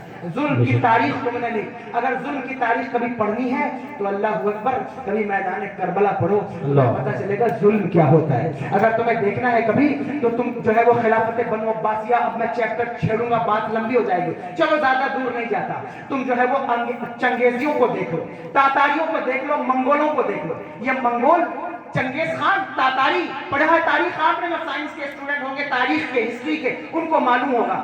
یہ منگولی کوئی معمولی نہیں تھے. اتنی لمبی حکومت انہوں نے کی ہے کہ جو ہے وہ سکندر اعظم سے بڑھ کر حکومت انہوں نے کی ہے. اگر آپ چائنا سے شروع ہو جائیں تو پورا مڈل ایسٹ और ऑस्ट्रेलिया फिजी तक इनकी सल्तनत में घोड़े दौड़ते थे। इनका पहला टारगेट मुसलमान थे। जहां मुसलमान मिले उन्हें मारो। पढ़ो तारीख मंगोलों की, जहां मुसलमान मिले उन्हें मारो। पहला टारगेट मुसलमान थे, जहां मुसलमान मिले उन्हें मारो। पढ़ो चंगेज को, पढ़ो हलाकू खान को, पढ़ो, पता चलेगा मुसलमानों को कितना मारा गया। जहां दाढ़ी दिखे मार दो, जहां अमामा दिखे मारो। इतना मारा, इतना मारा, मैं नहीं कहता, माहिरीन कहते हैं। हमारी स्पेन की यूनिवर्सिटी गरनाता की, कुर्तबा की माहिरीन कहते हैं, अल्लामा इकबाल ने कहा था कि अगर सिर्फ गरनाता की यूनिवर्सिटी ना उजाड़ी गई होती तो आज मुसलमान वहां खड़ा होता साइंटिफिक एतबार से जहां अमेरिका खड़ा हुआ है। लेकिन हमारी यूनिवर्सिटियां जला दी गई, किताबें उड़ा दी गई, हमारे नुस्खे बर्बाद कर दिए गए, उलमा को कत्ल कर दिया गया, तहरीरों को जला दिया गया। बगदाद की तारीख पढ़ लो तो 1.25 लाख से ज्यादा मुसलमानों को काट कर उनके सरों के मीनार बनाकर, क्या लोगों ने उस पर बैठकर शराब नहीं पी है? अल्लाह अकबर। दरियाए दजला 11 दिन तक पानी की बजाय खून बहाता रहा। मुसलमान डर कर छुप कर तहखानों में छुप गए। दरियाए दजला का बंद तोड़ा गया। 1.5 लाख से ज्यादा लाशें हमने दरियाए दजला के उस बंद से निकाली थी। इतने मुसलमान कत्ल हुए, इतने मुसलमान कत्ल हुए कि दुनिया ये कहने लगी थी शायद अब मुसलमान खड़ा नहीं हो सकता, शायद अब मुसलमान उठ नहीं सकता, शायद अब ये कौम दोबारा पनप नहीं सकेगी। दुनिया में बहुत सारी कौमों को मारा गया है, जर्मन वालों को भी मारा गया और यहूदियों को भी मारा गया। लेकिन खुदा की कसम तारीख मुसलमान पढ़ो तुम्हें पता चलेगा जितना हमें मारा गया किसी और को नहीं मारा गया। इतना काटा गया, इतना काटा गया। यूनिवर्सिटियां जला दी गई, किताब खाने, कुतुब खाने जला दिए गए, मुसलमानों के सरों के मीनार बनाए गए, दरियाए दजला को खून से लाल कर दिया गया। जहां कोई मुसलमान मिले मार दो, कोई बच्चा मिले उसे मार दो, कोई वली मिले उसे मार दो, कोई आलिम मिले उसे मार दो। इतना मारा, इतना मारा। लोग कहते थे अब ये उठ ना सकेंगे, अब ये खड़े नहीं हो सकेंगे। लेकिन अल्लाह की कसम, कुछ बात है कि हस्ती हमारी, कुछ बात है कि हस्ती मिटती नहीं हमारी। सदियों रहा है दुश्मन, दौरे जहां हमारा, सदियों रहा है दुश्मन, दौरे जहां हमारा। पार्टी से डरने वाले ऐ आसमां नहीं, हम 100 बार ले चुका है तू इंतहा हमारा। खुदा की कसम, खुदा हम नहीं मिटे, हम नहीं मिटे, हम नहीं मिटे। इकबाल कहते तूने मिट जाएगा ईरान के मिट जाने से, नशे मैं को खरस क्या पैमाने से। है आया फितने तातार के अफसाने से, पासवां मिल गए काबे को सनम खाने से। जिन लोगों ने इस्लाम को मिटाने की कोशिश की थी, जिन्होंने इस्लाम मुसलमानों की गर्दनें काटी थी, उनके बच्चों ने, उनकी बीवियों की कोख से पैदा होने वाली औलादों ने कलमा ला इलाहा बुलंद कर दिया, उन्होंने इस्लाम कबूल कर लिया। जो इस्लाम के दुश्मन थे उनकी औलादों ने कलमा पढ़ा, उनकी औलादों ने कलमा पढ़ा, कलमा पढ़कर बताया, कलमा पढ़कर बताया कि इस्लाम मिटने वाला नहीं है। मैं तुमसे भी कहता हूँ, देखो शहरों के नाम बदलने से इस्लाम नहीं बदल जाएगा, याद रखना ये नहीं होगा। लेकिन हाँ, तुम्हारी तारीख जरूर बदली जाएगी, बेनमाजियों की तारीख जरूर बदलेगी, सड़कों पर नंगा नाच करने वालों की तारीख जरूर बदलेगी, मुसीबत तुम्हारे ऊपर जरूर आएगी और वो तुम्हारे दरवाजे पर, कयामतें तुम्हारे दरवाजों पर दस्तक दे रही हैं। तुम्हें अंदाजा नहीं है इस बात का, तुम्हें अंदाजा नहीं है कि क्या कंडीशन है तुम्हारी। पूरी दुनिया के अंदर लोग तुमसे नफरत कर रहे हैं। खुदा के लिए, खुदा के लिए ये बेकदरी क्यों है? ये क्यों बेकदरी है? पूरी दुनिया तुम्हारी कदर इसलिए नहीं करती क्योंकि तुम दीन की कदर नहीं करते, दीन की कदर नहीं करते। अगर तुम दीन की कदर करने लग जाओ, पूरी दुनिया तुम्हारी कदर कर रही है। दीन की कदर करो, दुनिया तुम्हारी कदर करेगी। तुम सोचते हो कि हम अपना स्टेटस बढ़ाएंगे तो हमारी कदर होगी? कभी नहीं, कभी नहीं हो सकता, ये कभी नहीं होगा। याद रखना, इस बात का हमेशा ख्याल रखना। कौम जब भी कामयाब, एज ए कौम अगर कामयाब होगी तो उसे अपने दीन को सीरियस लेना होगा। उसे, उसको हल्का करके वो कभी कामयाब नहीं हो सकता। अपने दीन को छोड़कर कभी काम। तुम्हारी नजर में दीन की अहमियत क्या है मुझे बताओ? आप कभी गौर करो, ससुराल की जितनी अहमियत है उतनी अहमियत भी दीन की नहीं है। ये हकीकत है, ये हकीकत है। क्यों? ससुराल जाना हो तो 2 घंटे पहले निकलते हो, एक दिन पहले शेव कराते हो, कराते हो नहीं कराते? कपड़े भी इस्त्री कराते हो। लेकिन जुमा के दिन तुम्हें पता ही नहीं होता कि आज जुमा है।